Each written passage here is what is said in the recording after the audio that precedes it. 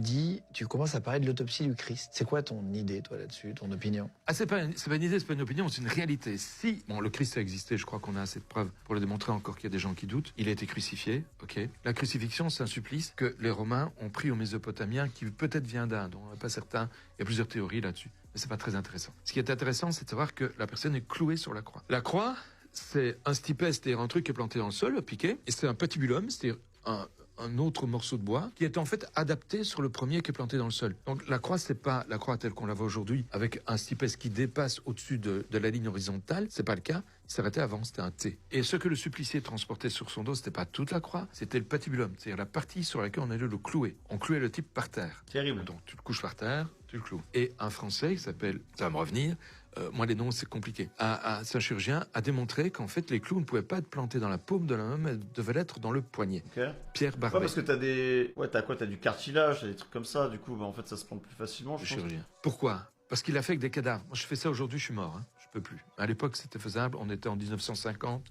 c'était toléré. Tu plantes les clous dans les mains, et il a suspendu des cadavres comme ça, les clous plantés dans les mains. Il a fait ça? Il a fait ça. On a des photos. Légalement? Ouais, on l'a jamais emmerdé. Enfin, il est mort aujourd'hui. Ouais. Et son petit-fils m'a contacté il y a pas longtemps, je vais rentrer en contact avec lui. Pour voir ce qu'il a encore de son grand-père, si ça vaut la peine. Enfin là, je fais le Christ, ça fait un moment. Les bras, ça commence à tirer. Si tu fais ça, tu vas voir. Ça fait mal. Si tu les plantes dans les paumes des mains, à un moment donné, les clous vont sortir. Ah oui, Ah oui, ça va se déchirer. Ouais, ça va se déchirer parce qu'il n'y a rien qui retient. Et il l'a démontré, tous les corps qu'il a cloués de cette manière sont tombés. Par contre, si tu les plantes dans les poignets, t'es suspendu comme ça, t'es les bras en arrière. Déjà là, t'entends que je respire moins bien parce que je parle moins bien. T'as des clous plantés dans les pieds, c'est pas top non plus. Donc tu vas tirer sur les bras pour respirer. Mais comment on a pu inventer ça? Un moment.